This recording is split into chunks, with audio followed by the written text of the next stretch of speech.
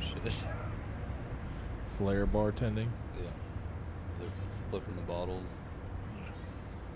Like this fucking guy. Granted, this is like an event just for that. See, I'm not very good at juggling, so. I mean, that's all it is. It's just juggling the bottles. So a good juggler would be an excellent. But like, I'm sitting there going like, as a customer, like, hey, it's been fucking 30 minutes. Can I get that fucking drink? You mind just pouring it in a glass for me? The thoughts and ideas expressed in this podcast are solely those of the authors and guests of the podcast. Listener discretion is advised. Welcome to Soberless Thoughts. That's Alex Gorley. That's Michael Odenbeck. And these are our Soberless Thoughts. That was the quietest Soberless Thoughts I think ever. Maybe they'll barely even hear that over top of the background music. Maybe. But hopefully, maybe I'll just crank up the volume on that. Because this is the most riveting podcast In the world. south of Antarctica. Is there anything south of Antarctica? Is there anything south of Antarctica? I mean, if the world's a globe, everything's. If you keep going south, You're eventually going north. You're going north. So it really does. Okay, so what we're figuring out now is that basically it doesn't matter what direction you're going because at some point you will be going the other direction. Exactly. Hence life. It makes sense when you're traveling along the grandma's body, dude. I think that I'm in the camp that we're in this realm, or not realm, but like you know how they have the flat Earth map, Yeah. and it's like the ice wall around the edge. Yeah. I think that's just like a section of the actual globe, and the actual globe is way bigger than they say it is. Well, because technically, like, it is. Yeah. And because if the curvature is what they say it is, then we shouldn't be able to see the shit that we see. So we're not flat Earth. We're a really big planet. Yeah, we're just way more massive than they say it is. Yeah. Yeah. Yeah. We're And we're inside of this section, and there's like multiple magnetic fields on different areas of this giant globe. Yeah. And we're just happen to be in this one section, and the magnetic field is right in the center of that, which is the North Pole, right? Yeah. True north, so they say. And then they just say, "Oh, this is all it is. It's just this," and Right. it's like, "No, bullshit. It's there's like 7 of these on this planet." Right. This massive ass planet. Yeah, Interesting. I don't know. Yeah. It's just something I've been drinking and thinking about. Yeah. I'm more of a multiverse guy. I like the size of our Earth. It's cozy. Yeah, nice cozy Nice little planet. cozy planet. Just a lot of them that just pop in and out of. Yeah, I mean that makes sense. Yeah. I got my lizard people shirt on today. I like that. Yeah, And I weirdly, ironically, have a Godzilla t-shirt on. we're like right in sync with Yeah. each other. It's kind of weird. I know, right? So tonight I'm drinking Rheingeist Truth.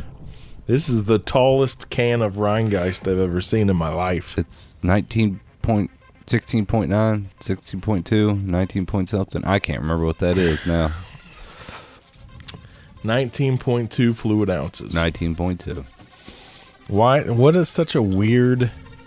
I thought the same Number. thing. I'm like, why wouldn't you just round it down? 19. Yeah. Or just go up to 20. A 20 ouncer. That's got a ring to it. It does. Yeah. It's like, well, I think it's because that's 7.2% alcohol, so they can't like knock down the tall boy like a fucking 40. Well, how You'd be in the the hospital. the tall Bud Lights, let's say. Right. How many out are those? 24 ounces? Because I feel like the can's just slightly thicker or more round. Yeah, I honestly they're probably about the same. I guarantee you that I've heard those are like you see a lot of those more at like ball fields and Right. and that's kind of why they make them for. And I think it's just so you don't have to get up and go get. Right. You just got it. You got it. You Right got here. the one, yeah. And then your koozie only goes halfway up the can. Right, so you drink the top half quick. Rheingeist Truth, based out of Cincinnati, Ohio. Yep. So local guys. Yep. We like drinking local guys. Hell yeah. Got to represent. Representing the local people. Oh man. So what are you looking up? Are you looking up Rheingeist?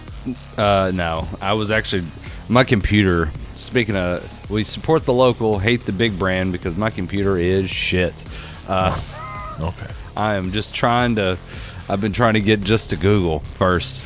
If anyone would like to make a donation to We broke need to Alex start getting a- a computer. We need to start a give, send, go for your computer over there. Yeah, dude, it was such a bad. All right, it was such a like. I bought this computer, but I did it with like my parents. My parents helped me buy this thing, and they it was like a kind of a birthday gift, but they were like pretty much just like we're going here, and they were like if we're gonna spend money, and they were like so we just happened to be at Sam's Club. They were filling out their carts like, hey, they got computers here. I'm like, no, these computers are gonna be crap. Yeah. And the kid who was all of maybe 20 Right. was kind of just like and super just like I don't want to talk to anybody, but you all are in my face, so I'm talking to you. And then my mom's like, what's the best computer? He's like, well, I mean, you get this one. And I'm like, okay, but I'm wanting to like do podcasts and like this and that. I need a lot of this, like, processing power. I need like video cards. He goes, I mean, you could this one. It's it's probably going to be the only one that could really handle that kind of thing. And I'm just like, and the minute I got home, first day, I was like, this piece of shit. It's a lemon. Yeah, like don't get me wrong, it's good if you only do one thing at a time. Yeah. Yeah. Yeah. So it'd be good for like writing a paper and that's it. Just processor. Wow. Just a big word processor. Only use Microsoft Word processor on this. That's it. Right. That's all it can handle. And the fun thing is I kept going, hey, let's think about it. They were like, but the price is great. I'm like, yeah, there's a reason the price is great. And I'm like, let's go over here. Let's go check let's leave this building. Right. This discount large store building and go to somewhere that actually like does computers and not some kid who just got taken off the butcher department because he stabbed something too hard. Right. Like, let's go somewhere else where the guy actually has looked at a computer for more than a second other than to look up porn. Like, just come on. And it was just one of those things where they were like throwing money like, no, I'm like, all right. Just after a while I get tired of saying stuff and no one's listening, so I go, all right, fuck it, let's just get it. And then spent the money, got it. It was cheap, don't get me wrong, because at the time I didn't have a whole lot of cash. Yeah, but like you said, you get what you pay for when it comes to these things. I know. So I'm in the process. I was just telling Mike, I've got this some broke people shit. I got a big ass change jar. I'm gonna take that shit in. I'm gonna give me a computer with it. I swear there's probably like $1,000 worth of change in this thing. I have been putting change in this little, it's like a little mini beer barrel for probably, I don't know, 10 years, maybe longer, 15, like all through college.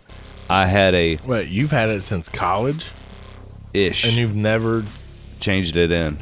Shit. That's what I'm telling you, man. This thing it throws out my back to move it around. It's heavy as fuck. Yeah. And I used to put it on this. I had like one of those old school milk glass containers. Yeah. And I would fill that up. Now here's all right. So this was like more towards the end of college. But what I used to do is I had this change jar, and once I filled it up, I knew there was $100 in it every time. A little less, a little more. So that's how sometimes if I was broke in college, I would get money. So I did that like in the beginning of college, and that's how I kind of like that was like my emergency fund. Right. Well, then towards the end of college, when I actually like was bartending all the time and like wasn't going out and getting shit faced, like I wouldn't, not that I wasn't doing that. I was better at managing my finances. Right. You learn, like, I don't have to buy 30 people shots at the bar. No, of course not. Yeah. I don't have to give my real name. Right. I don't. Right. And I don't have to ever come back to this bar again. Exactly. Like, everyone knows I'm a lion tamer that's also an astronaut. And that's right. But yeah. I will never go back to Kansas City. Yeah, right. Nor will they let me. How was I supposed to know who that statue was?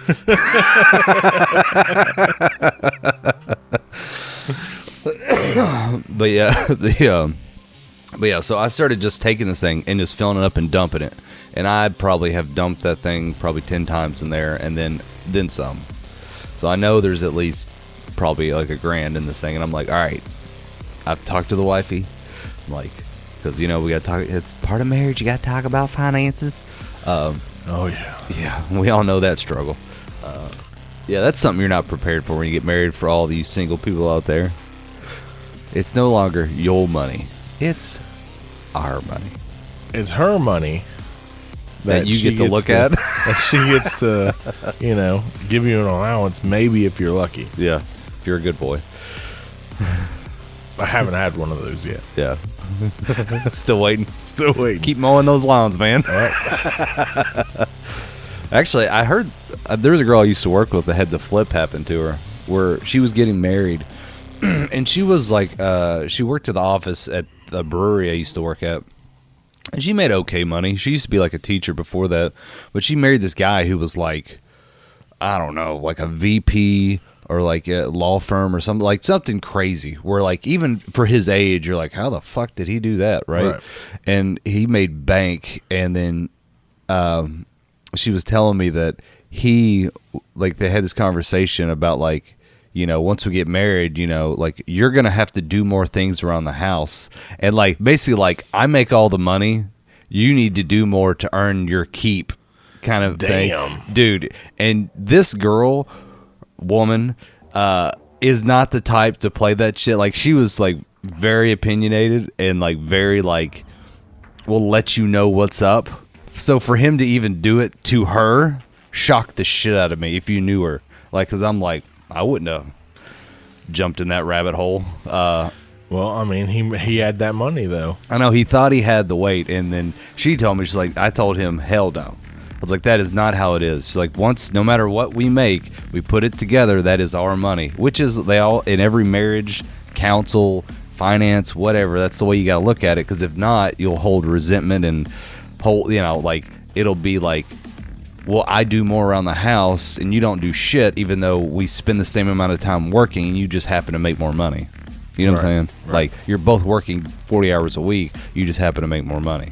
So I'm on her side with it. It just, like I said, if you knew her, like this girl gave me shit one time because I used to bring a rice cooker in. And we got into an argument about it. I was like, she's like, why do you bring a rice cooker in? I was like, because I can throw rice in it, throw some water, turn it on during my break, and come back at lunch. I got fresh, hot, fluffy rice. It's delicious. And she goes, that's fucking stupid. She's like, why don't you just get minute rice? I'm like, I don't like that shit. Tastes like ass. Yeah. I was like, I worked at a Chinese food restaurant for 10 years. You think I want to eat minute rice from Uncle Ben? No. And like, she just like, ugh, like just got, she's like mad at me.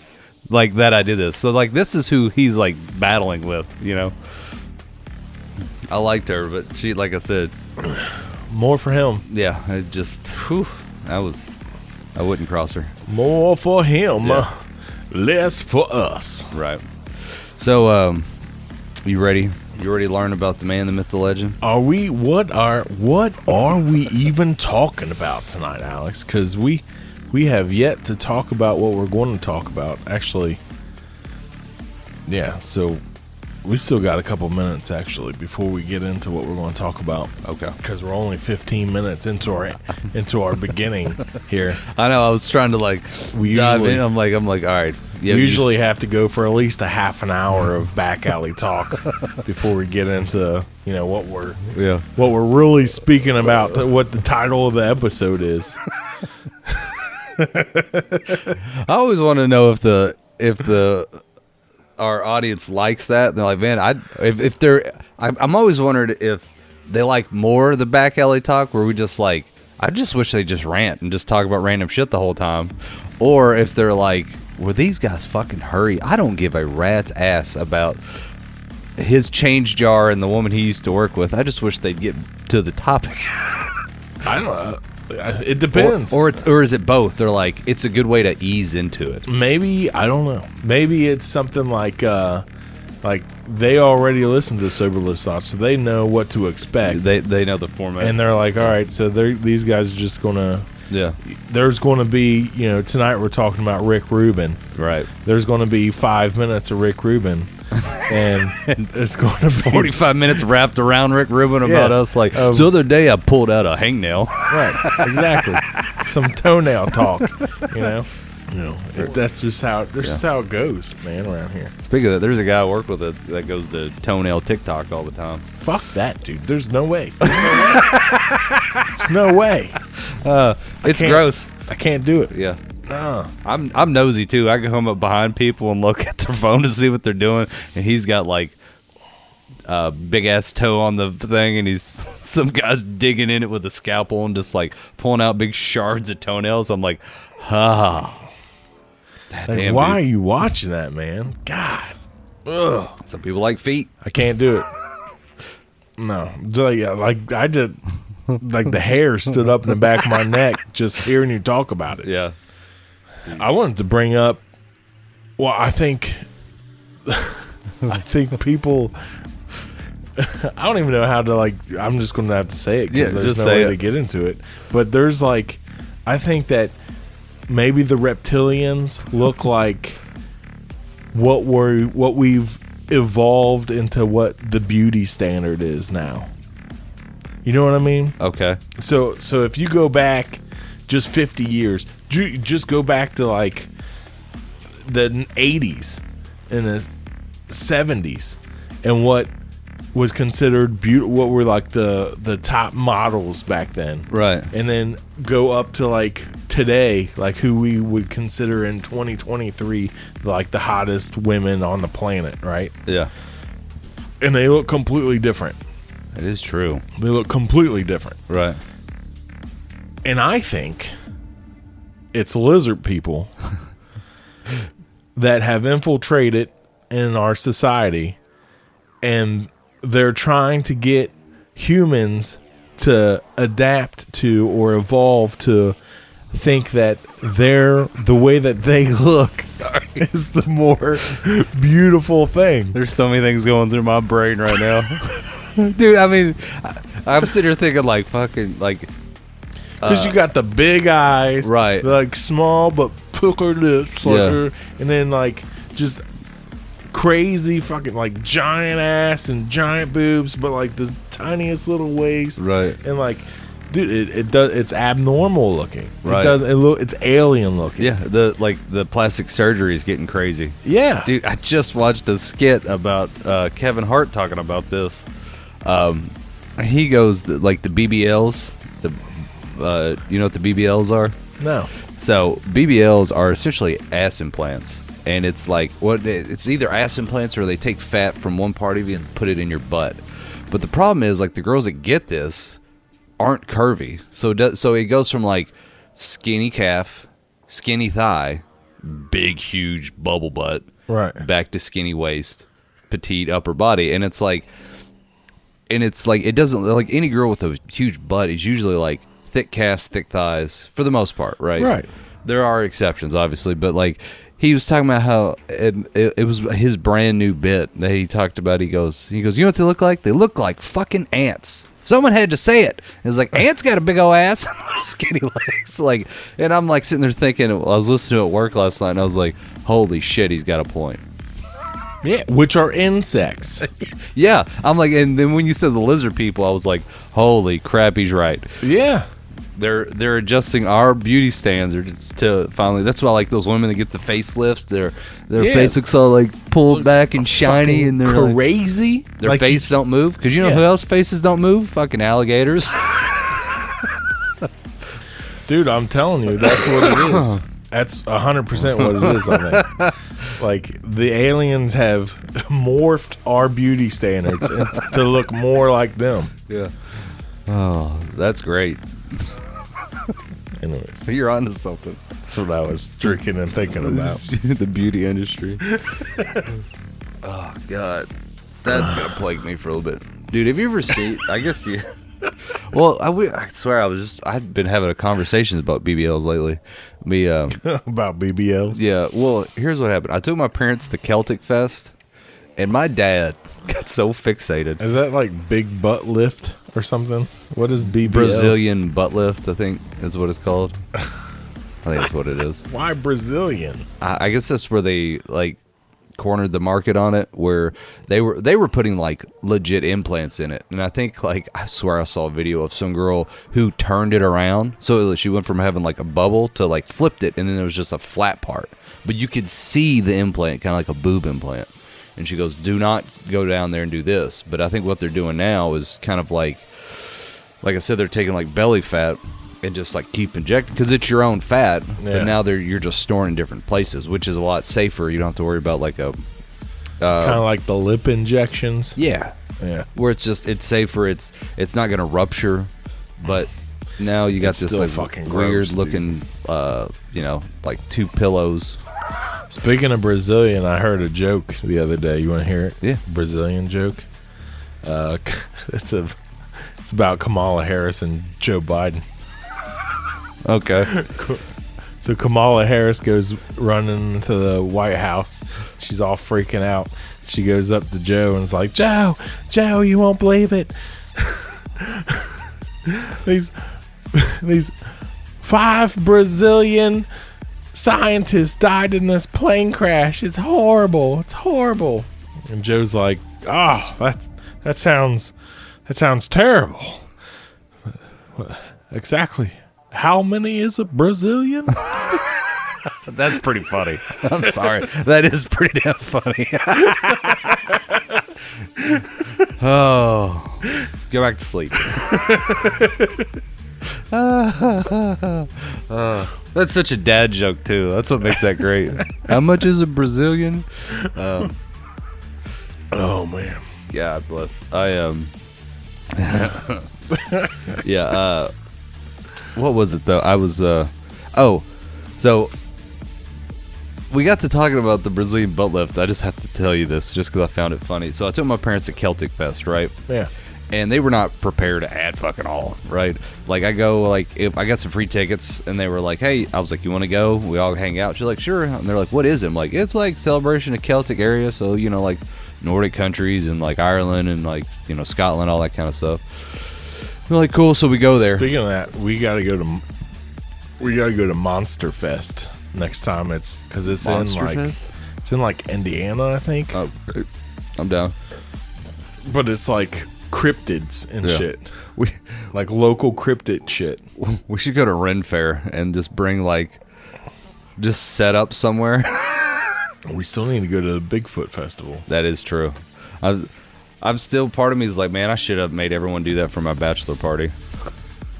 Even though, because like 2 of my buddies from high school that I've known for years, obviously, I told them about it, and they're like, that is the most Alex shit I've ever heard.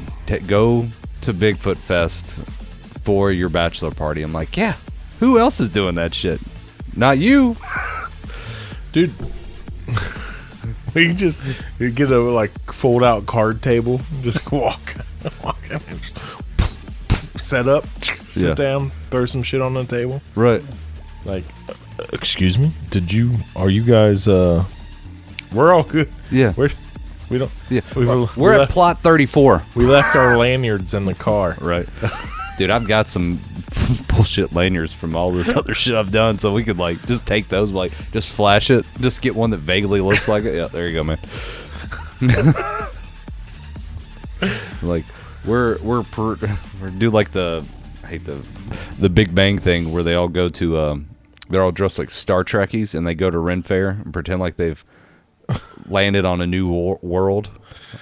That would be funny. Yeah, we could do that and be like, all right, we're here.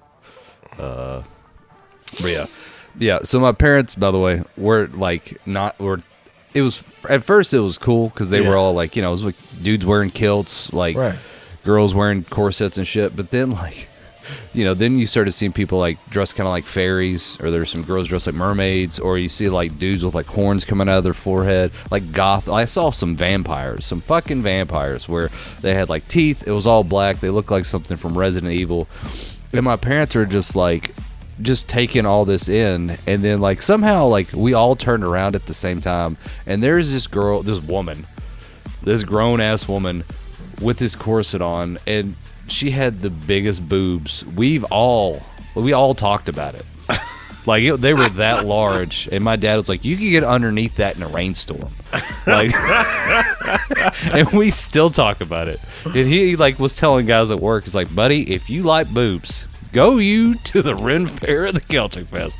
Those are well endowed women, all wearing corsets, because they all were like hiking them up and just pushing them out, and then, yeah, they look like barmaids with shit, right?" Those were the good old days. Yeah. But like my mom was like, Lord have mercy. Like they all just couldn't wrap their brain around it. But yeah, so I just saw my parents like this weekend, and this has been a couple weeks since we went, and we got to talking about that again. And I was telling them about the time I actually saw a BBL out in the wilderness, and they were kind of the same thing. Like, what's a BBL? I was like, it's a butt implant. And they're like, a butt implant? Well, why the hell would anybody put a butt implant? And I told them it was the same thing. It was the same reaction, where it wasn't even like, ooh, look at that. It was like, what the fuck is that? Yeah. And I was at the gym working out with my wife, and I'm like, I'm gonna say this. Don't get mad at me. Because you're like, are you looking at another girl's ass? I'm like, no, it's fucking weird. Yeah. And I'm like, look at that girl over there. And she's like, okay, what about her? I was like, wait till she turns around and walks away. And she's like, okay. And she goes, oh my God. Like it was like, I don't know how to explain it. It's like somebody filled up her ass cheeks with water and they just sloshed around as she walked. Maybe she just does lots of squats, man. You're at the gym. Yeah, just isolated squats. Yeah. No thigh, no hamstring. That's right. Just glutes. Just the glutes. Yeah. Where's your glute machine at? I'm going to spend 30 minutes on the glutes, and then I'm done for the day. Right. But yeah, it's just crazy. But yeah, it's wild that's what people want to do. Well, shit, have you ever seen the guy who's been injecting oil into his biceps? No. Oh, dude. I don't know where this guy's from. I feel like I remember reading a thing about him. I thought he was from India, but I could be wrong. He could be from like the Middle East. But it was kind of like around the area where he was taking this oil and sticking it into his biceps and blowing them up. And now he's like normal shoulder, normal chest, normal forearms, big ass fucking arms. And he can't get it out because it's oil. He can't get it out without like literally like slicing open his arm and draining it and then having to like cut it out. Oh my God. But like him just like standing there, you're like, but the funny is there's videos of this guy and he's like doing like bicep curls, but you could like, it's not like if you watch the strongman bite, like the bicep curl to arm ratio doesn't make sense. We were like, that didn't look that heavy. Right. But it looks like it because he's like got these like massive arms. Yeah. But it's just like what people won't do for beauty standards, so that our lizard overlords make us think. Exactly. I'll tie it back into the original one. That's right. Like they're like, yes, put shit in your body. Put it in the body. Yeah. Injections. Yeah.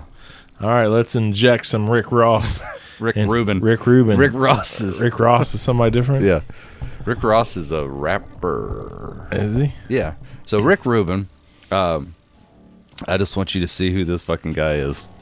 That's Rick Rubin. What he looks like? Yeah. Dude, I've seen him. Yeah, you've seen him on the internet. He's like that's actually a younger picture. Now if you see him, he's like a older white dude, balding hair, but it's long. Like Yeah. he's kind of got a skullet a little bit, but it's just like that long, kind of balding on top, giant white beard. His hair is all white, right?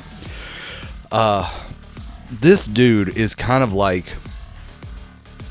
a guru, like just super into like meditative. Like every interview this guy does, he's like, let's meditate first. And he's just like, ha ha ha, and then they thankful to be here. All right, and let's start. And he always has a very soft and calm. Does he go to sleep? I mean, he doesn't stay up all the time. Dude, that would be the most hilarious thing. Yeah. If you were a celebrity and you were like that and you're like, let's meditate first. Yeah. And you did that.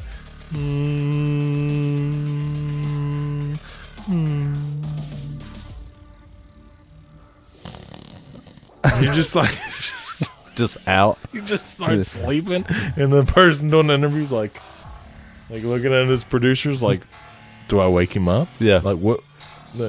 You do it on the Late Show. Like, Oh God! Like, and Jimmy Fallon's like freaking out or Yeah, something. like- Whoever it is, they're just like, hey, now we got Jimmy 2 times. Take a little nap there. I could totally see Jimmy Fallon. Yeah, just not knowing what to do. Just a ha. He's like, he's not really sleeping. He's like, here, let's do the limerick game or the whatever, the improv, whatever the fuck that is. And right when he's in mid sentence trying to kill the silence, he's Yeah. and anyways, Yeah. You know the sad part, I'm sure it has happened. I'm thinking more like drugs. Either someone that's really big into heroin or something, or oxys, they nod off and they're like, yeah. they're saying like, yeah, the new album's coming out in January 24th. And then it was, Or like Vicodin or something. yeah. Dude, I had a, Vicodin and a couple beers, oh, you're out. done.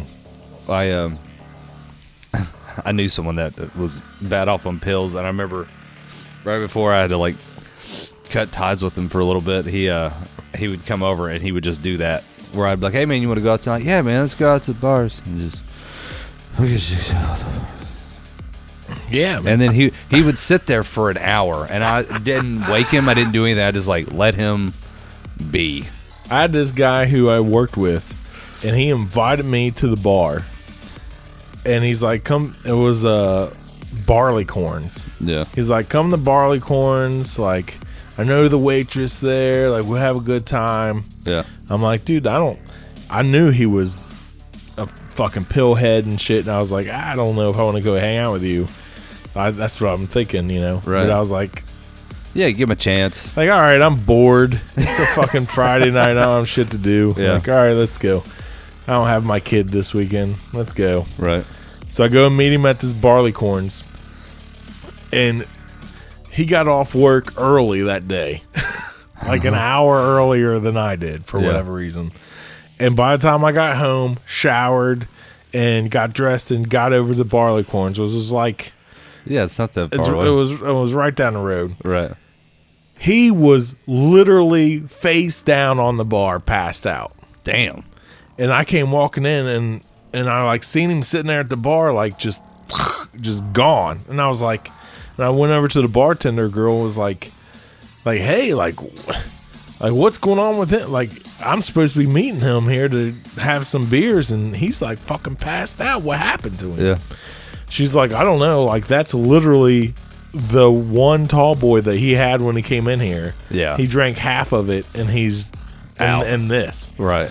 And I'm like, God damn. So I'm like slapping him on the side of the head and shit. Like, what are you doing? Wake up, wake up. And he's having none of it. Right. And they're like, we need to get him out of here. Well, yeah, no shit. So I'm like, and I already admitted to being his friend. Right. So they're like, he's your Yeah. responsibility now. Have fun. I'm like, son of a bitch. Yeah. So I like fireman carried him out to my car, threw him in the back seat. I don't know where this motherfucker lives. Right. You know? So I'm like, and I'm not taking him back to my fucking I was sitting there place. thinking the same thing. Like, Pillhead still shit. I took him to work. Yeah. That's the only place I could think of. I took him to work, put him on the dock at my work, laid him on the concrete of the dock, and was like, well, see you, bud. Fucking true. Went back to Barleycorns, actually, because the bartender wasn't bad looking. Yeah. What'd you do with him? I threw him by a dumpster. I was like, I took him home as well. Yeah. I took him home. Dude, he like, the next day I come into work, he's in there. He's already working. He's been there all night. Yeah, he's like doing shit. But he like had his work uniform and shit on. Because he was in the t-shirt and jeans when I dropped him off. Yeah. And I was like, dude, like, I was like, when I came walking into the shop, he's like, I thought you were gonna meet me at Barleycorns last night. I'm like, motherfucker, I did meet you at Barleycorns, and I had to pick you up and carry you the fuck out because you were passed out on the bar. Yeah. He's like, is that how I ended up here? I was like, yeah, I know where you live. I dropped you off here. He's like, why here of all places? You could have left me anywhere.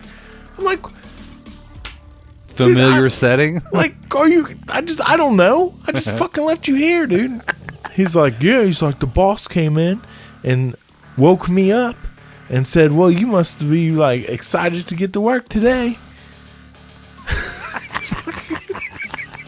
That's great. I kicked him in the foot. Said, come on, let's get to work. That's God funny. damn. Like, Employee of the month this month. Yeah, right. He Shit. came in 5 hours early. Yeah, yeah, this dude was smart enough not to mix, but bartending, I have seen that 2 or 3 times, and it sucks because it's that scenario. It's they come in, they drink half a beer, then they're gone.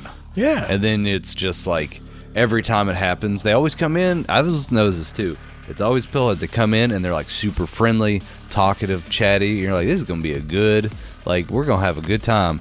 And then that half a beer gets in them, and then they're just like face down, or they're just mildly blacked out, where they're talking shit to other customers, like, fuck you, you think you're better than me? And you're like, damn it, dude, this is 2:00 in the afternoon. Can we not do this? Yeah.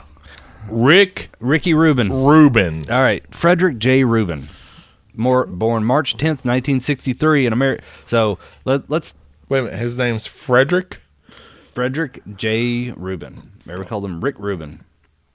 I can see Rick short for Frederick. Yeah. Sure. Oh, yeah. Frederick. Rick. Yeah. Okay. I mean, it's not like it's what is it, Richard?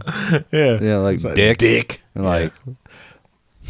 I like to think that happened. Just somebody was like, "Oh, Richard's coming." Dick. What? Dick, yeah. Hey, I like that nickname. Call me Dick. Like, dude, I used to deliver to a guy named Richard Peters.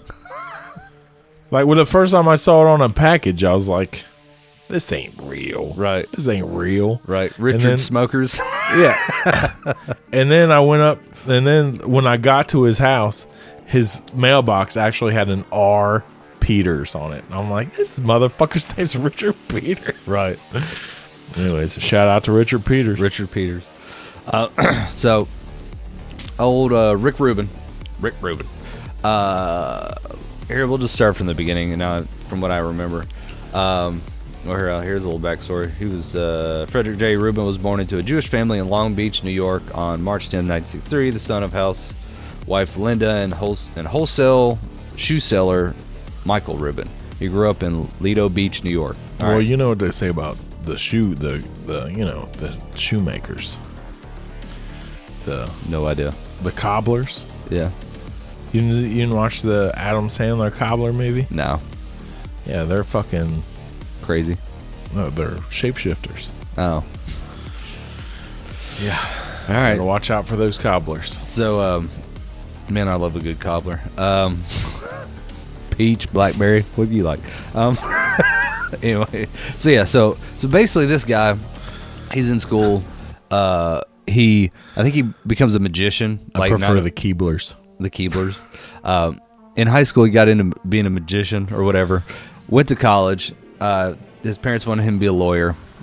He got really into like early's rap because he was in a punk band or like in his like high school career. Yeah. And then he goes he noticed all these people that were into punk music from the 70s were or like they're all older. There was no new punk music coming out, but he noticed like all the kids that are really into rap, like they were getting excited every week that the new rap album was going to drop. So he started getting into rap. Where when he went to New York, he started going to like these like rap clubs and starting talking with people just to get more influenced by it, and he loved it. And they said a lot of times he was the only white guy in the whole building, because this is early rap, in the beginning, right? So he actually starts becoming friends with Grandmaster Flash. Close. Russell Simmons. Okay. Yeah, DMC. So Russell Simmons, right? So basically he goes there and he just like, it's just a friendly like one-on-one. They're just talking about rap. They like the same albums, that kind of thing. Yeah. But Rick Rubin noticed that the albums that came out had more live bands with rap over top of it, and it didn't sound like it did in the clubs, where it was a lot more scratching, a lot more beats, a lot more sampling. So he goes, I want to start making those. So out of his fucking dorm room at NYU, he got Russell Simmons to get involved. Like, hey, I need you because you're the name. People know your name at this point. Yeah. And like, basically, like, if you do this with me, I will do all the work. I'll make the records. I'll record this shit. And basically, I just need you attached to it, because if not, it would just be some fucking white kid at NYU doing this at his dorm. But if you're involved, it's a legit thing. And they founded Def Jam Records. No shit. Out of his NYU dorm. So then he starts basically recording tracks and like getting people involved. And like one of his first people that he recorded was LL Cool J. Okay. Early, like 16, 17-year-old LL Cool J. He records them, gets them going. And that's when it like started to take off. And then he started, like, it became so crazy about how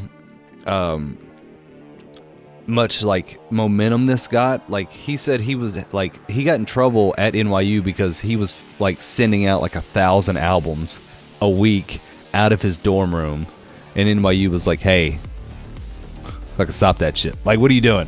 You can't be running a business out of your dorm room. Right. And he eventually told his parents he was quitting college to do this, run this yeah, because you don't have time for classes when they're doing that shit. Not law school class and all that. Actually, he was a philosophy major. That'll probably come back. Well, I learned this. A lot of lawyers are philosophy majors. Oh, okay. But if you meet this guy, you'll probably understand. So he quit college, just focused on Def Jam Records. His parents were sad he wasn't going to be a lawyer, but he handed him a $600,000 check that was like one of his first early on checks, and they go, that'll do. Yeah.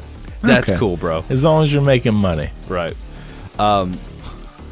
He then like started to get like, he's like with Def Jam. Let's see. There's a whole Jewish joke in there somewhere I'm not going to say. Yeah, please. Let's see. Yeah, so he met Russell Simmons at a nightclub. LL Cool J, I Need a Beat was the name of it. And then he went. So then from then, he just went on to find more and more rappers from Queens, Staten Island, Long Island, Harlem, that kind of thing. And it led. Man, it's too bad I didn't grow up in New York. I know. Could have been the white rapper that he grabbed. Right. Well, so he signed Public Enemy. Rubin was also instrumental in pointing the members of the Beastie Boys away from their punk rock roots and more into rap. Yeah. So he basically influenced them to like, hey, and that's what you'll notice about this guy. This guy is great at helping a band or a singer or rapper, whoever, find a better niche. Right. Where they're like, just kind of nudge them, and the little things he suggested are the fucking money makers. It's crazy. Let's see, who else has he worked with, especially this. So this is the 80s. So he did the Beastie Boys 1985 Rock Hard Party, Getting Rough, Beastie Boy Groove EP came out successful. That was one of Rubin's productions. He also Breakthrough, I think it was his idea for Run DMC and Aerosmith to do the collaboration. Yeah. To go, hey, Like, he had punk rock roots, and he goes, I like this rock, I like girls rap, you all should do it together. That's one of the most iconic songs of, like, putting this shit together. All came from the brain of this fucking dude. Yeah. Let's see. He also, I think he had a lot of influence on Fight for Your Right to Party, No Sleep Till Brooklyn with the Beastie Boys. I'm just trying to get to where, all right, my computer's getting weird. But yeah, we're just tip of the iceberg, right? Like, as you're going through these songs, like, I hear all of them in my head. Right. So yeah, so they did the collaboration Walk This Way. All right, so this is one thing I like about the guy. He doesn't just stick with rappers, because he, like, early on it was all rappers, you know, Right. like I said, LL Cool J, Beastie Boys, Public Enemy. Def Jam Records. Def Jam Records, right? Right. And then he worked, he actually worked on, began a long-time music partnership with the band Slayer. Oh, shit. All right. And he produced Rain in Blood, which is the most iconic heavy metal fucking album and song. And it's like the most classic, and that was part of his work. It was his first work with the band was fucking Rain in Blood. And you're like, this guy is just, it's fucking crazy. Let's see. In 1987, The Cult released its third album, Electric. He produced, by the way, I've got to pause it right here. You might have seen this clip online. So Rick Rubin is like, he produces. He doesn't play any instruments. Like, he plays a low guitar, but he doesn't know music. Like, he doesn't know music theory. He doesn't know how to work a soundboard. He doesn't know how to do anything technical. He just gets with the musician and kind of goes like, we should try this direction. He's like the idea guy, and every idea has been like golden. He knows what sounds good. Right. And that's what it is. And some of the video, if you listen to him, because he's alive today, you can still listen to it. He's got a podcast. It's great. He is very like into energies, but he's very like, he's like a guru. Like, he just talks about it. And this is what he, like, people ask him, like, what do you do? He goes, I'm very decisive on what I like and what I don't like. And he goes, and what I do is I use my whole body to find the feelings. And he basically, and then from there, I just listen. And like, you see videos of this guy, and he like puts his head down. He doesn't wear fucking shoes. Like, when he's in the studio, he just sits there. He's like swaying back and forth, and he's just like, he's in tune with his own emotions to the music. And somehow, he's also so that's part of it. And the other part is, when he talks to these people, he's kind of like a therapist, where like, people have come to him and they're like, well, what do you want? What, like, he'll ask him, like, what feelings were you feeling when you did this? What were you thinking? What were you doing? Where are you trying to go with this? And like, he doesn't like tell them what to do. He finds what it is that it was supposed to mean, find the feeling in it, and then helps them to, as he put it, go outside the box and push the boundaries of their own emotional spread of the artist, I guess, and just helps them kind of develop. But he has done, like, he's not a trained therapist, but like, I'm jumping way ahead, but like Mac Miller, like, we all know who that is. He passed away. Before he passed away, he was like fucked up in Europe and basically called Rick Rubin and was like, hey, I'm having trouble, I want to work. And he goes, I need to get sober. So Rick Rubin basically just goes, like, if you feel like you need to go get fucked up, just come over here. And he went over there for like a year, basically clean and sober, trying to get, and the entire time they're just creating music, which he would go on to make like his top albums from that.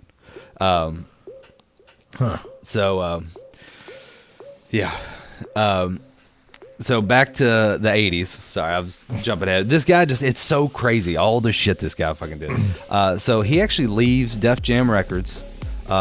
He did a lot more. You can get into that kind of stuff of what else he did. He did Def America Records, but then he decided to drop the Def because it had like a weird, like, they actually defined it in Webster Dictionary as cool or awesome. He didn't like it, so they literally had a funeral for the term Def. Fucking Al Sharpton was there proceeding over. Damn. Yeah, it was a big to do, right? Right. So, and I gotta say, a lot of people believe he is like, Al Sharpton is an FBI informant. Anyways, just okay. I thought you were going lizard people again. Yeah, actually, that's actually the part I just got to. So yeah, they dropped the Def. Now it's American Records. His first major project, renamed. I'm getting ahead of myself. So from then on, he's just working with different bands, right? And it is everything from, I'm gonna give you the big names: Red Hot Chili Peppers, Give It Away, Under the Bridge. Definitely singles from Blood, Sugar, Sex, Magic. Rick Rubin. So that was some shit he helped with. Let's see, here's a big list. This is what I was looking for. He also produced Mick Jagger's Wandering Spirit, Lords of Acid, Tom Petty's Wildflowers. That was a cool thing he talked about. You know the beginning of not Mary Jane, the Tom Petty song. What is? I'm going blank on the name.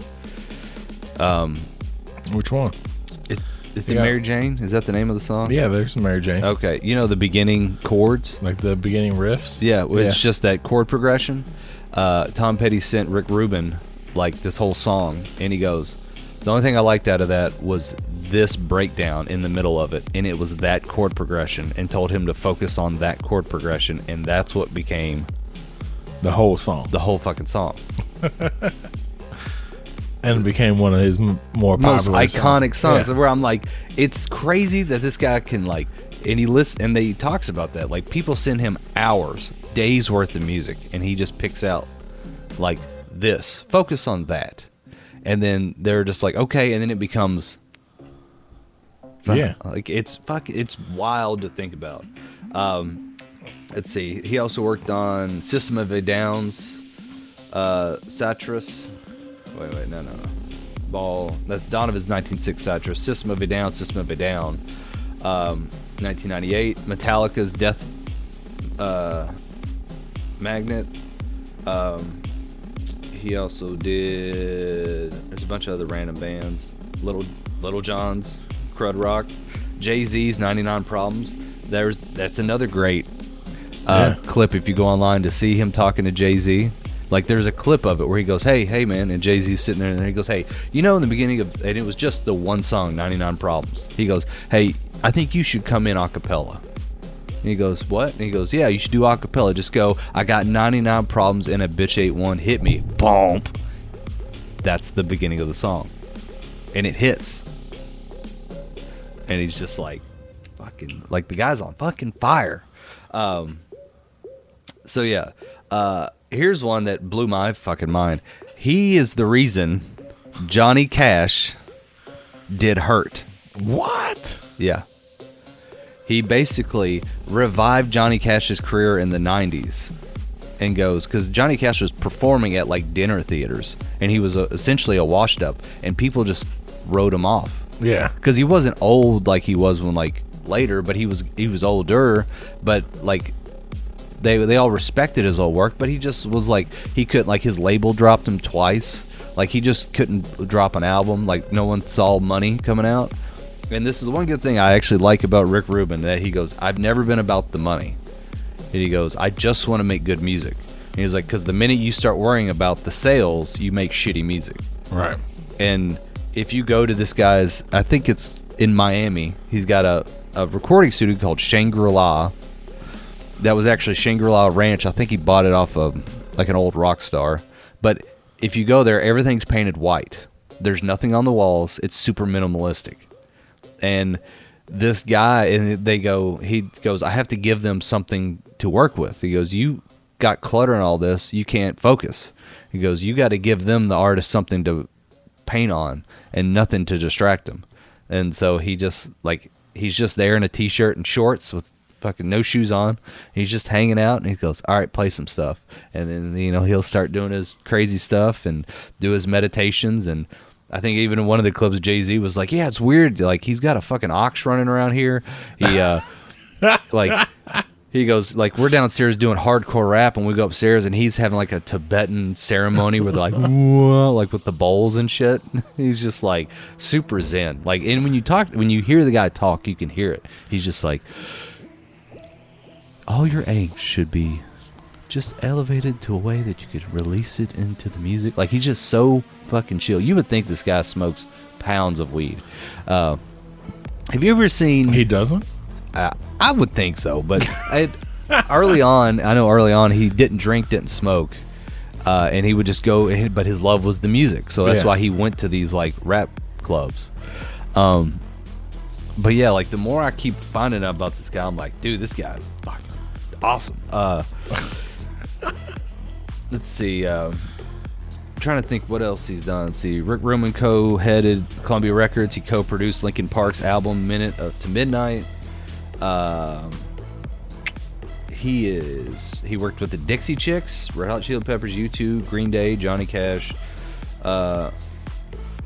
and he won Grammys, I think, for all that stuff. And he won the award again in 2009 for the productions of Metallica, Neil Diamond, Ours, Jacob, Weezer.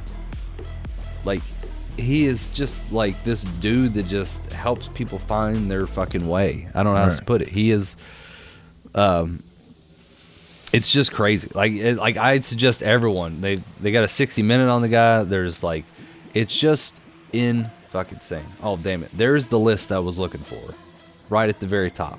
It literally is the first thing, and I skipped over. Producing acts such as Beastie Boys, Ghetto Boys, Run DMC, Public Enemy, LL Cool J. Also produced hits for the acts of the various genres of heavy metal, Danzig, Metallica, Slayer, alternative rock, The Cult, Red Hot Chili Peppers, The Strokes, Weezer, hard rock, Audioslave, Aerosmith, new metal, Linkin Park, Rage Against the Machine, System of a Down, and country legends Johnny Cash and the Dixie. Well, it's the Chicks. They used to be the Dixie Chicks. They don't get dick anymore. But yeah.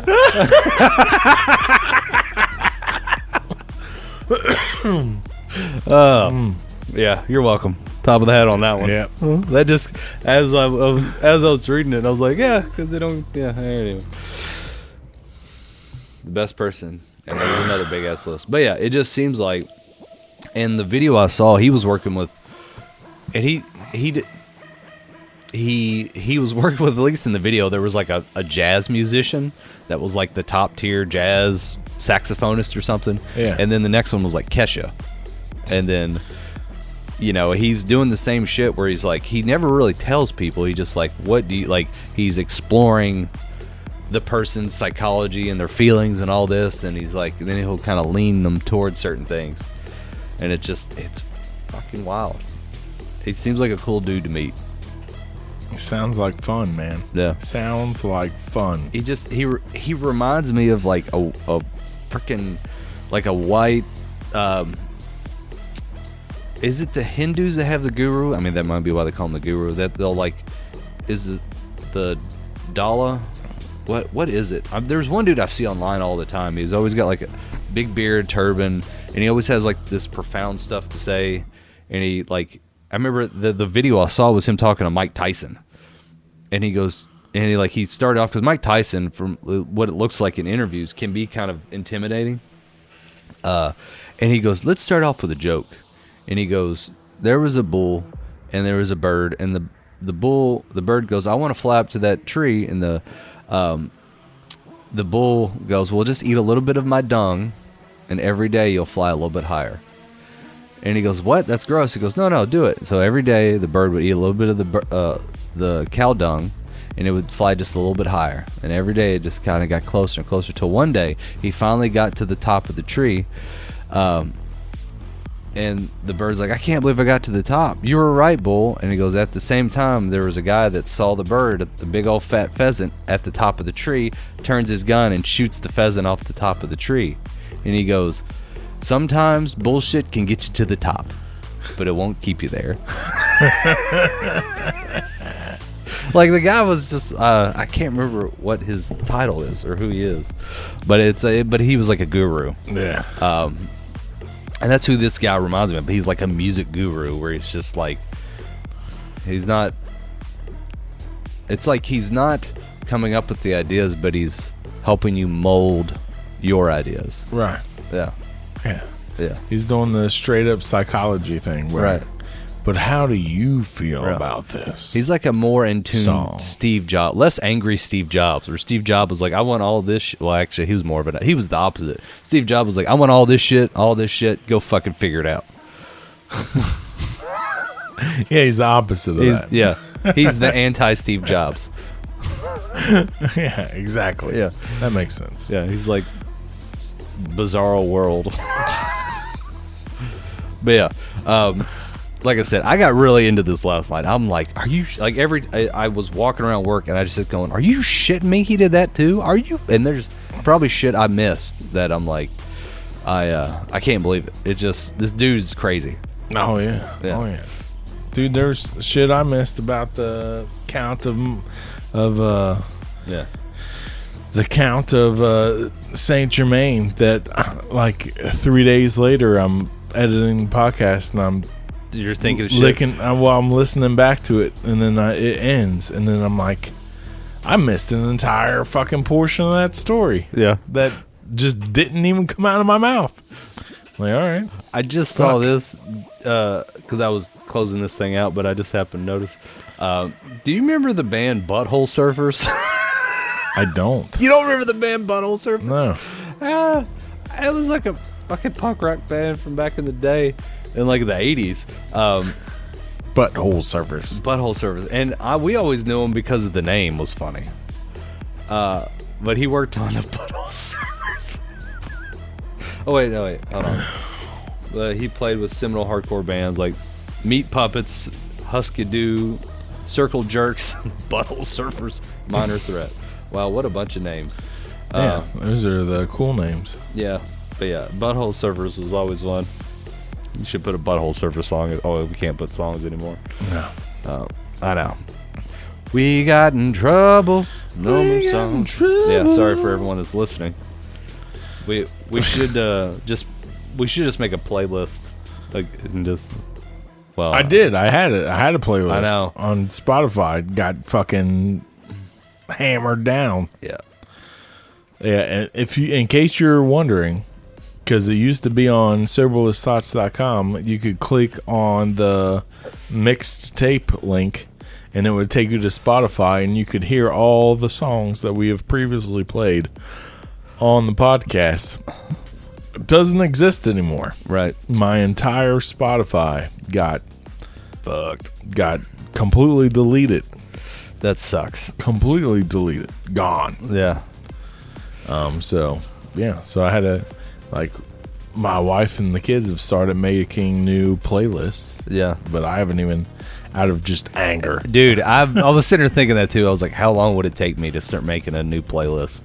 Dude, I think it was 9 years I was on Spotify. Yeah. Like, going back. Like early on. Yeah, like I started right when Spotify started up. And I had playlists. I had probably 30, 40 different playlists on there that had 5 to 6 to 7, 8 hours of music on each playlist. Right. And then we started from the beginning of this podcast putting the Soberless Thoughts music playlist together. Yeah. Like, in order, every fucking song that was played from the first episode to the most recent episode in order was on that list. The whole fucking thing gone. God, that sucks. Yeah, I just recently got into playlists, like, within the last year. And now I'm sitting there going, like, I would lose my shit because I have been cultivating, like, I basically focus on 2 playlists. I got one that is more family friendly. Basically, it doesn't have hardcore metal, speed metal, like screamcore, like shit that, like, if I play it at a family function, like, I'm gonna be the only one, like, you don't fucking love this, grandma, like shit like that. Yeah. So I've got these 2, and what I did is I've decided any song that I've ever liked in my life, I dump into this album. So it is the most hodgepodge bunch of shit you've ever heard in your life, though. But I've got 2 of them. It's literally one with metal and one without. So I can play the without anywhere for the most part. I'm sure there's some rap songs and shit on there and fucking hard rock songs that are probably like... I bet you got some Rick Rubin songs on there. That would be interesting. You know, there is some Hurt. I can't stand to listen to. It invokes too much emotion. I'm like, I can't. It makes you cry. It doesn't make me cry, but it just like I get depressed. I'm like, whew, all right, buddy. Today's not the day. Some people say that's the best cover song ever made. Yeah. Dude, the lead singer of Nine Inch Nails said, like, this isn't my song anymore. Right. It's Johnny Cash's. And I agree. I think it's one of the best covers ever.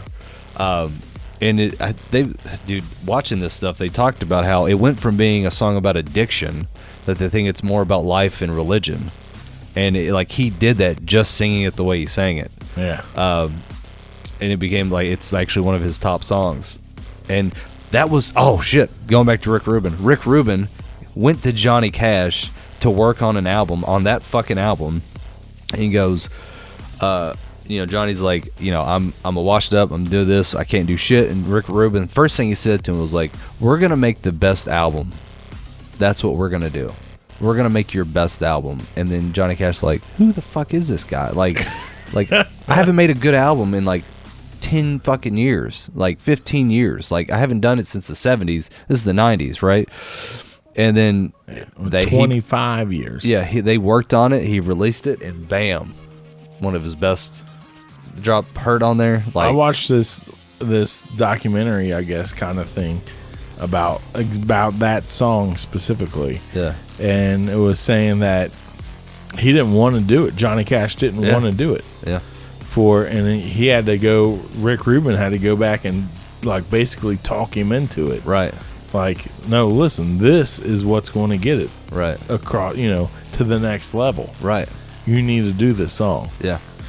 And he kept sending him. He'd send him the song like 2 or 3 times. Like, yeah, like this is the one you need to do. And he's like, fuck it.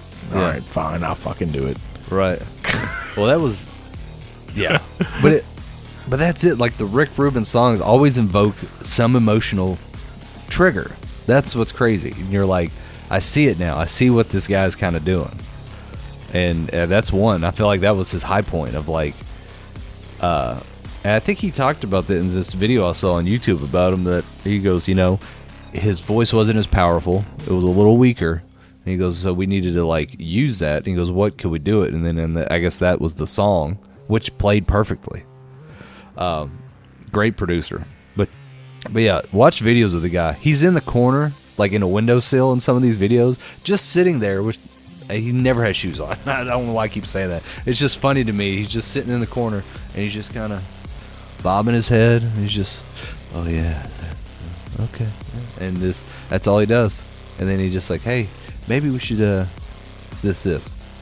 He's not like in there like tweaking the shit. And they're like, what the fuck you want to do? I don't fucking care. I gotta go to lunch. Like, right. And he says it. He goes, the minute you start worrying about the money or what people think or do all this, like it was. I gotta be honest. It inspired me a little bit. If you can't tell, like, it jazzed me up. I'm like, fuck, do it for the heart. Fucking do your art for your heart. It's what sounds the best. Oh my god, I forgot one. Fucking Andrew Dice Clay. He worked on fucking one of Andrew Dice Clay's shit. Really? Yeah, the one that he's like, hickory dickory dock, suck my cock. Oh, like whatever that album was. That's hilarious. Yeah. Shit. All right. He like my Andrew Dice Clay. Oh! Damn it. Yeah. But yeah. So Speaking of Jews.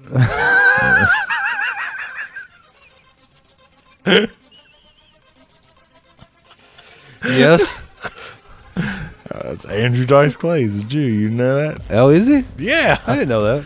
Yeah. I thought you were going somewhere else. You were like, this is my segue. I'm like, that is a hell of a segue. No, dude. Andrew Dice Clay is a Jew. You know that? I did not. Hold on a second. I didn't know what the fuck you were going with that. I got so nervous. I was like, where is he going?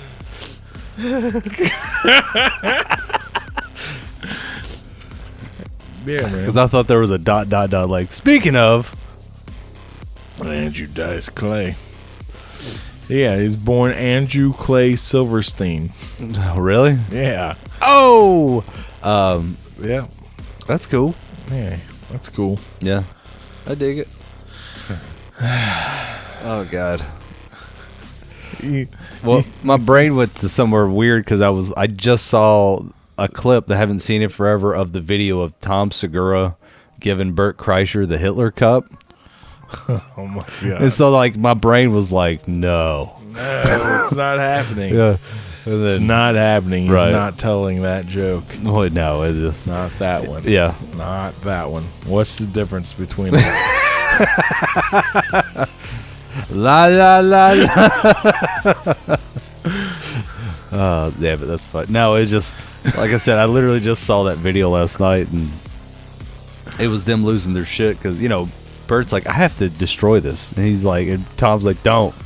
He's like, I just spent like $20,000 finding this fucking thing. He's like, dude, I have to. It's like you can't have this shit. Then they end up calling like a bunch of people they knew that were Jewish. It was like, is this funny or is this bad? You're like, God damn. What'd they say? Funny or bad? I think on the clip I saw, it was 2-1. There was two of their friends that were Jewish. They're like, that's pretty funny. And then one was like, that's pretty fucked up, man. I would say it's funny. But I'm not Jewish, so Yeah, it doesn't. same. I was just like, it's funny and fucked up all wrapped together. Although I did tell somebody I was Jewish once. Oh yeah, I think I told you that before. yeah. I was at a Walmart checking out in the lane of Walmart, and this older African American lady was standing in front of me, and she sneezed, and I said, "Bless you," because I'm You're nice, considerate. right? And she turns around and looks at me, and she's like, "Excuse me?"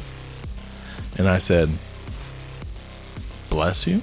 And she's like, "Let me tell you something." Yeah. And I was like, "Yeah." And she's like, "You don't bless nobody. You say, Jesus blesses you." Oh. And I was like, "I'm sorry, man, but I'm Jewish. I don't believe in that." And she just like, if a black person could turn pale, Yeah. she turned pale. Yeah. She's like, And she just turned around, just turned right back around, like, Yeah. "Mhm." yeah. Like, Sure you are. That's pretty funny. Jewish. Yeah. I just had this weird religious talk. How much time we got? Whatever. Okay. I was just seeing how far we're getting into this. I was talking about when I was working at the bar and restaurant I used to work at. I had this discussion because one time I was at this table, and Sundays, I try to not to work Sundays, but a lot of people that go to church on Sunday like to come into a restaurant and treat people like shit. No, but they some of them do.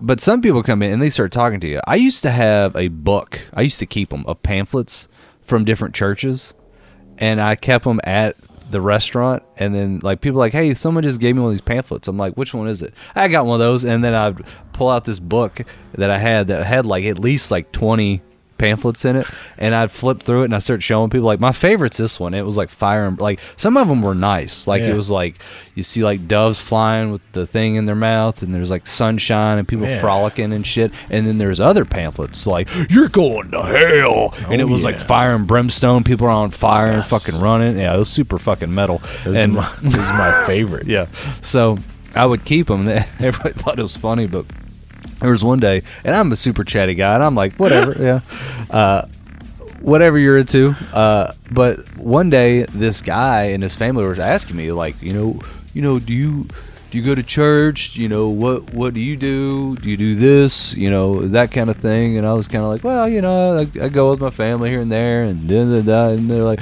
oh, that's great. And then the guy reached up and grabbed me by like put his arm around me, sitting down, and like huddled me into the table. So I'm like shoved into the table all of a sudden, and they all just go, oh, dear Jesus, and they all start praying, right?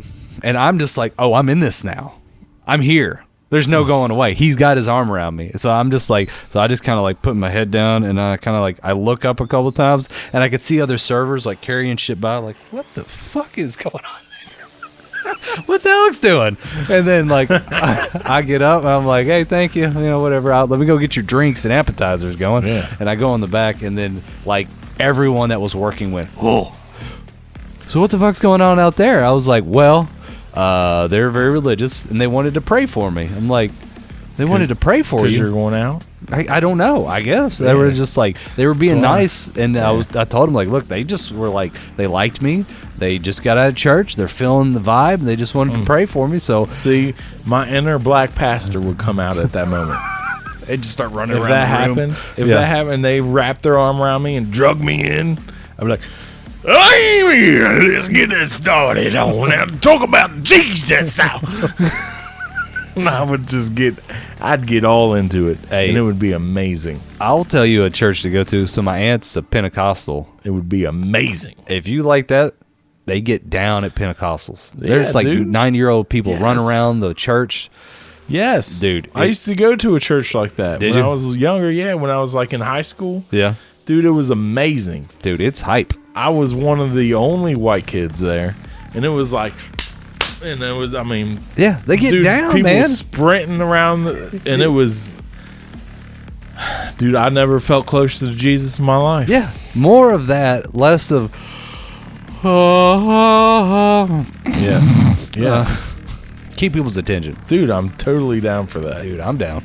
I'm totally down for that. But I got in this discussion in the back of that about people, and people are like, that would have been awkward as shit. And there was this one dude there was kind of like, he was like, every time someone who was, because we had some servers that were religious and some that weren't, of all different religions, but he was like an atheist, and I don't care about that, but he was just super fucking snarky about it. He's always just like, what, you believe in the boogeyman too? Like, I'm like, believe your shit, whatever. Like, don't fucking pass judgment on other people, whatever. That's kind of my shit. Anyway, so he started going on at me. He was like, I would have just walked away. I was like, that'd be kind of fucking rude, wouldn't it? And he goes, it's rude that they do that shit to me. That's I'm not like, very Christian-like of you. yeah. And I was like, and I said something to him that actually made him kind of like fucking twist his brain around. I was like, man, you gotta think about it this way. I know you don't believe in the shit, but they do, and they're taking time out of their day to give you a gesture, and not too many people in this fucking world anymore give anyone any good gestures. I was like, you'd more likely get slapped in the face than someone say thank you. Like, you know what I'm saying? When was the last time you did a good deed for somebody? Exactly. And this guy kind of like, oh, fuck, I never thought of it that way. I was like, it's just being polite, man. Like, if you don't believe it or not, like, who cares? It's just them saying they give a shit about you. And that's right. And he was like, and like the other people, well, they all kind of stopped and looked at me like, damn. And then that's when I was like, you all want to see my pamphlet book? That's right. Yeah. That's right. I also have a collection of mini Bibles, too. I got all different colors. Sometimes I feel like I missed my calling. I have thought the same thing. Like, I feel like I could have been a great preacher. Right. So I mean, sometimes I get in front of my kids and I start preaching about stuff that I shouldn't be talking about because I know my past. Yeah. Right. Hey, sinners make the best preachers, man. Right. But I'm like, hey, this and this and this and this and then I get into this voice and I get into this like cadence about stuff and I'm like, man, I could have done this for a living. Dude, yeah. If you get into it with some passion, it's like, damn it. What's that Mark Wahlberg movie that came out? Like, Pastor John, Priest, something? Like, I don't know. Dude, he plays a guy that was like fucking wild, and he straightens up and like used to kick the shit out of people, like a enforcer or some crazy shit. I really don't know this movie, but I just know like he becomes a priest, and everyone in the movie's like, "You're gonna become a priest? You're gonna do it." I'm like, and I always thought like, I think they should, like, those should be, because they're like, I've seen shit. Don't fucking do that. Like, right. It's like the super goody two shoes that are like, don't do that. Everything's gonna be okay. I'm like, I don't know, man. I saw some shit and you can't relate to me. Like, you know, like I just saw a hooker take a catalytic converter and beat the shit out of somebody. Like, I don't know. Like, whatever. But right. But then she found God. Right. You see? Yeah. I could hear it in your voice. I was like, here it comes. He's about to let loose. I did it once on this podcast already. Yeah, I think I do remember that. God, that reminds me. I need to see another movie with Danny McBride where they play a family of like televangelists. I spent like the whole first 5 minutes preaching on the podcast. Yeah. And I couldn't hold it together anymore. Yeah. Yeah. Okay, what was I talking about? I remember it was something about, it was drinking related. Yeah, it was. You were going in. I just remember that. You're like, I gotta tell you. Hold on, before we even get started, Alex, I gotta tell you about something. Yeah. Oh, that was what it was. That I went to the liquor store.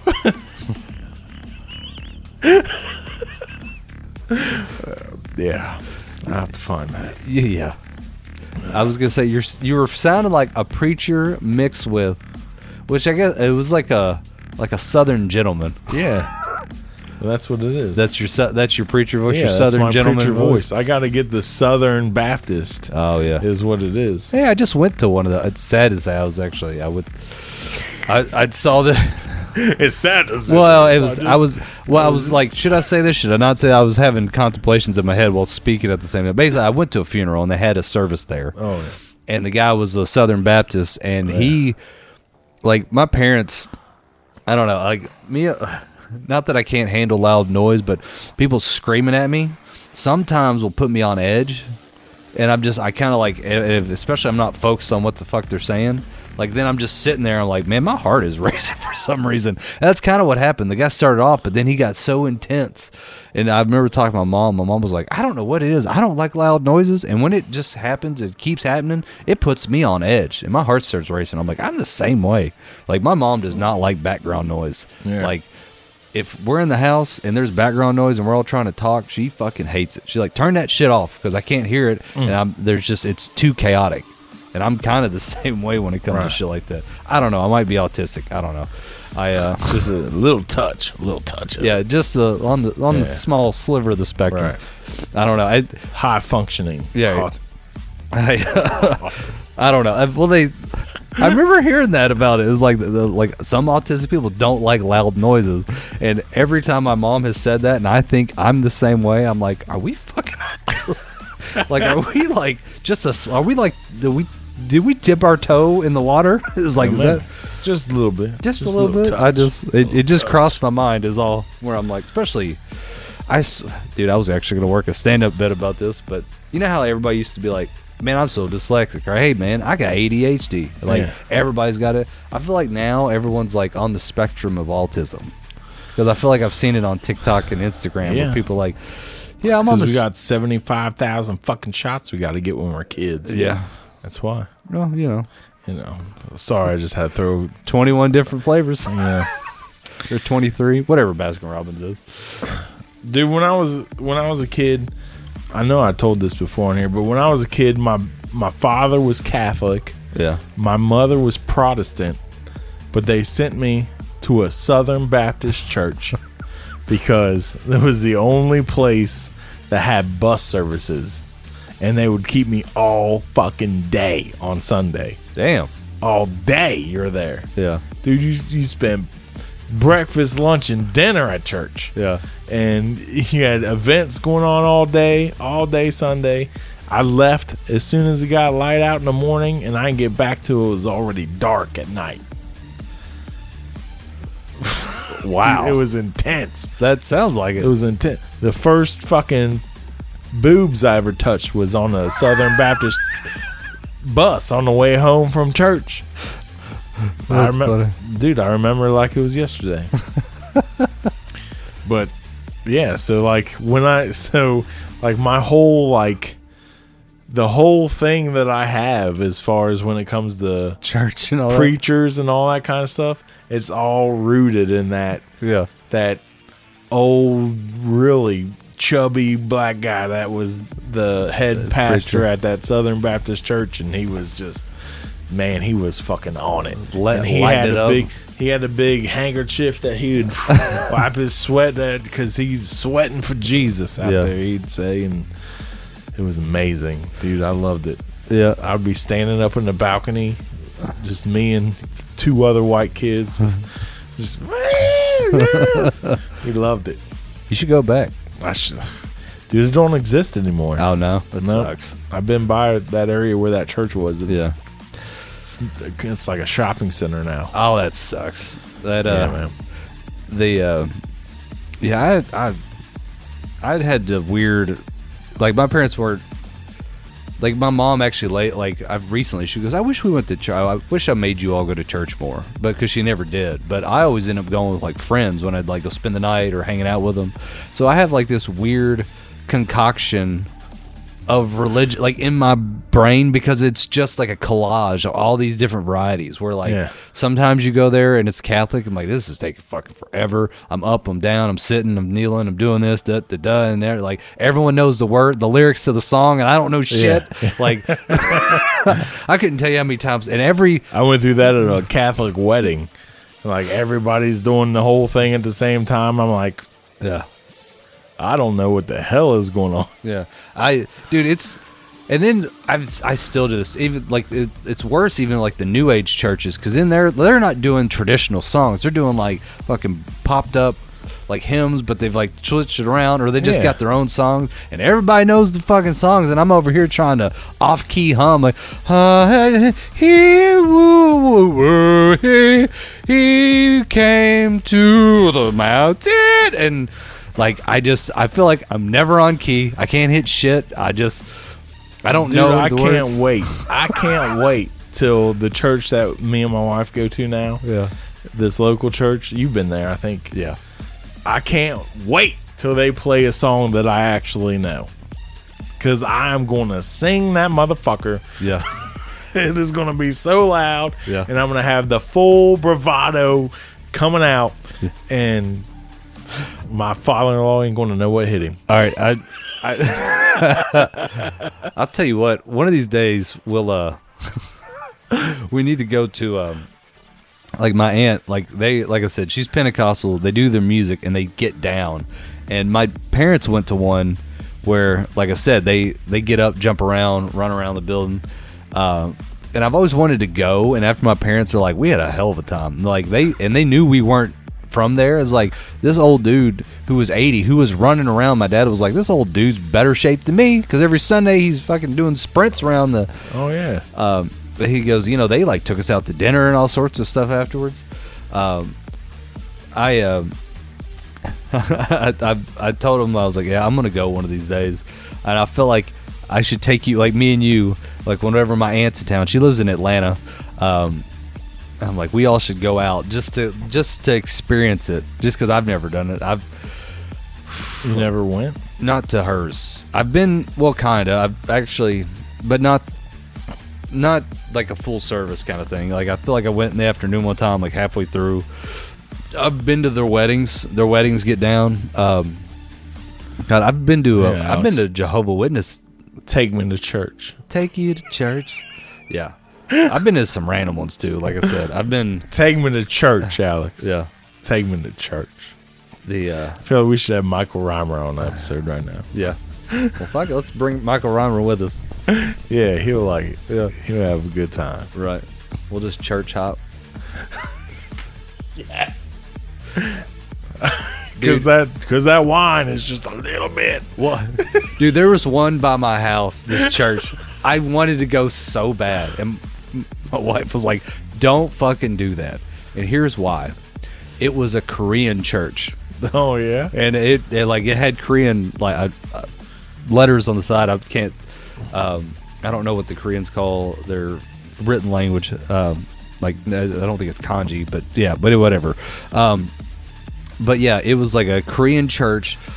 Only people I ever saw go in there was Korean. I was like, I wonder if I walk in there and just very politely just go in there to listen and sit in the back.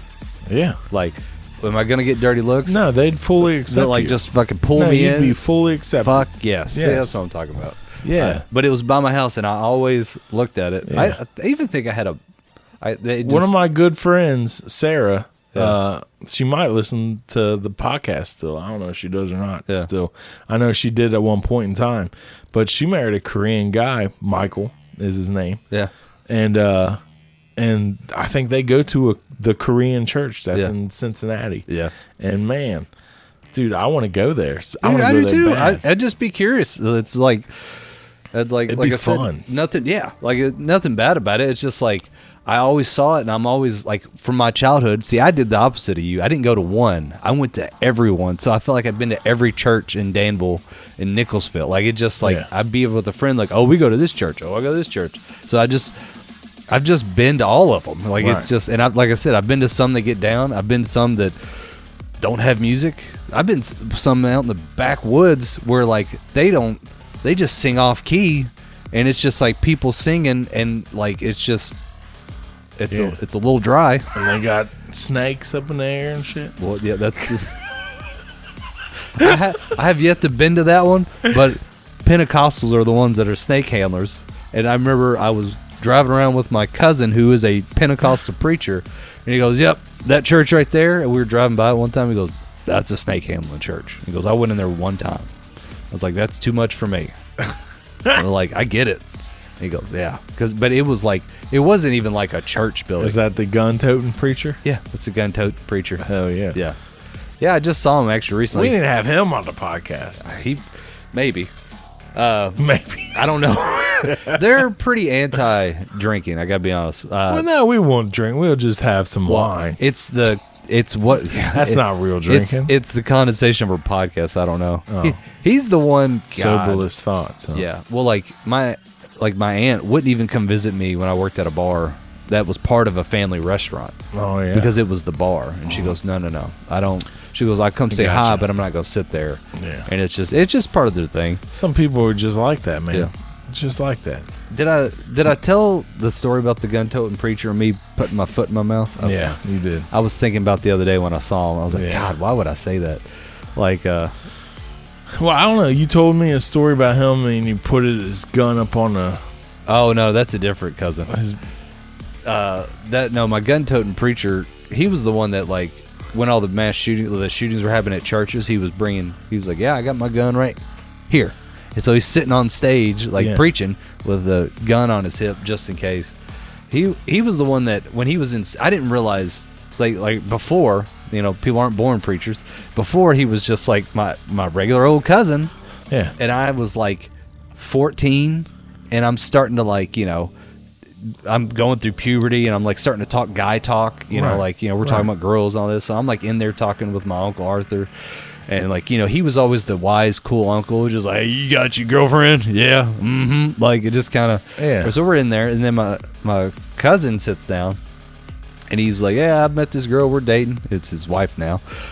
And I just, like, we're all just sitting there kind of chatting, and he talks like, and I just blurted out because I'm just trying to like I said, I'm like 13, just trying to be part of the cool guys fucking club. And I turned and looked at him, and he told me he's dating this girl. I was like, oh yeah, you getting it in? You getting you some? You getting it? And he goes, what did you say? I'm like, you getting you some? And everybody in the room, which is all like in the room at the time because everyone had kind of dispersed. It was like my cool uncle, my two other cousins, like somebody else. And like it was just all these dudes that just turned and looked at me like, what the fuck, Alex? I'm like, what? And he just like shook his head, put his hand on my shoulder and goes, I'll pray for you. And he just gets up and walks out of the room. And then my Uncle Arthur's like, what are you doing, boy? I was like, what are you talking about? He goes, he's in his last year of seminary school. He's going to be a preacher. I'm like, he's in seminary school? He's like, you didn't know that? I'm like, no, I didn't fucking know that. Yeah. Yeah, it was like, stuck my foot in my mouth. Wow. But fun. This is via my own mother. Once they get married, though, Yeah. there's no holds barred. Oh, it's on. And my mom said, the best, if you ever get a chance, go to a Pentecostal wedding shower or baby shower. He goes, these women are the wildest and raunchiest women you've ever met in your life. Well, yeah, because they had to hold it all back. That's what I said. I was like, they held it in That's for right. 18, 19 years. Yeah. Or however long it took them to get married. Sometimes up, 30. But once they get married, all that shit they were being like reserved about, they're married now. That shit Yeah. don't matter. Right. Yeah. Now it's time to party. That's right. Tugging your husband's balls. It don't matter. That's right. I got my husband do all the dirty things. Right. Yeah, now they just let that shit fly. All the dirty things. And my mom was like, that was the funnest damn wedding shower she's ever been on. She's like, I never laughed so damn hard in my life. God damn. And I was like, God. And that, but yeah, anyway. Anyways. I think we've gone down in the back alleys. SoberlessThoughts.com. That's where you go to find all your Soberless Thoughts needs. You can find the links to everything that we do, Soberless Thoughts wise, at SoberlessThoughts.com. All of our Instagrams, all of our Facebooks, all of our Twitters, the links to everything, the links to the podcast audio version, the links to the YouTube videos, the links to the Spotify, the links to all that shit is at SoberlessThoughts.com. Find it right there. One-stop shop for all your Soberless Thoughts needs. Alex, what do we say when we get out of here? What we like to say, Because you know us and love us, when you're in the skillet, you need to stay cheesy, keep it greasy, flip on it. You know, last week I said that wrong. You said it backwards. I thought you did. I got to be honest. Afterwards, I was like, "Am I saying it wrong?" I said When you're in you the got to skillet. keep it greasy, stay cheesy, and flip on out. Is what I said. Yeah. When you're in the skillet, you need to stay cheesy, keep it greasy, flip it out. It actually makes more sense the other way. When you're in a skillet, you need to stay greasy, keep it cheesy, and flip on out. Yeah, but that's not how we say it. I know. Anyways, All right. bye. Love you.